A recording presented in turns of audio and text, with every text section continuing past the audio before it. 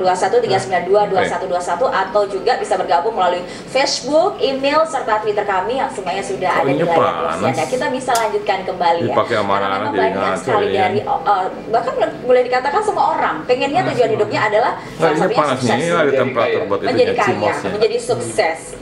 Tapi yang menikmati juga tidak hanya untuk dirinya sendiri, keluarga juga, untuk lingkungannya juga kan, Gus.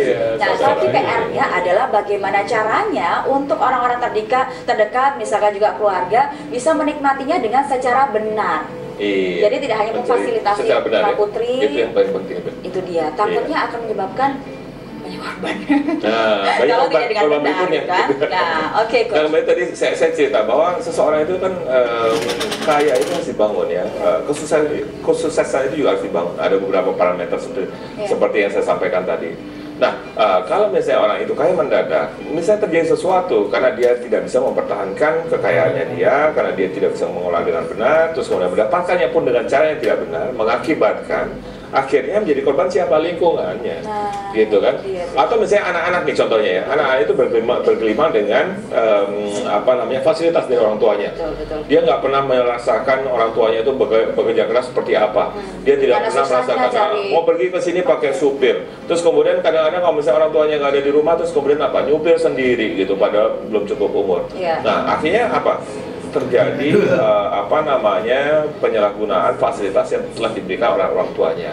Terjadi hal-hal yang tidak diinginkan gitu ya, karena tidak terkontrol nih gitu. Dan akhirnya anak-anak terbuai dengan fasilitas yang diberikan. Dan akhirnya apa? Fighting spirit atau motivasi anak itu kurang tergali lah ya. Motivasi, fighting spirit, terus kemudian juga sebenarnya saya juga nggak begitu setuju dengan homeschooling, karena homeschooling itu mengakibatkan orang menjadi orang yang mikirkan dirinya sendiri, karena nggak pernah berinteraksi, tidak berinteraksi gitu.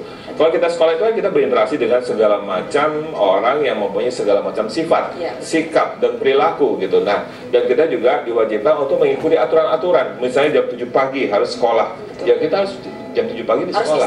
Disiplin. Nah, itu kan. Terus kemudian kita harus duduk sebangku dengan teman kita.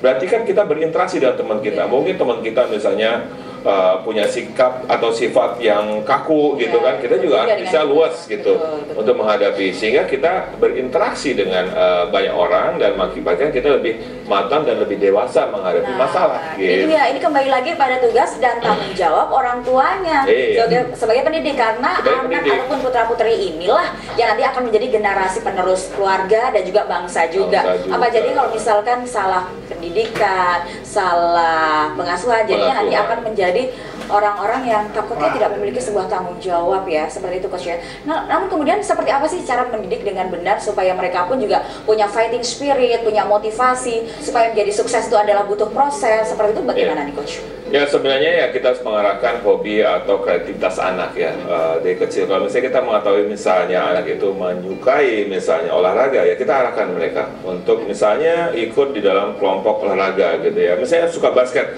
masukkanlah misalnya di kelompok tim basket gitu kan.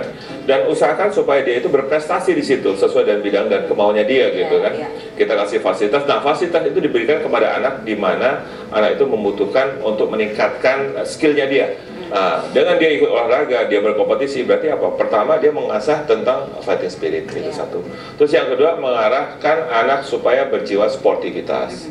Terus mengarahkan anak misalnya untuk tepat waktu, karena pertandingan misalnya basket itu kan jamnya udah ditentukan, sekian menit, terus kemudian kapan pertandingannya, ada jadwalnya. Nah, itu belajar untuk tertib gitu ya, disiplin gitu ya. Terus kemudian dia juga selain 3 itu tadi ya, tentunya dia juga belajar untuk berinteraksi dengan temannya gitu, berinteraksi, bekerja sama, belajar bekerja sama, gitu ya. Iya, untuk berorganisasi di dalam kelompoknya, dan akhirnya dia bisa dengan kelompoknya itu menangkan pertandingan gitu.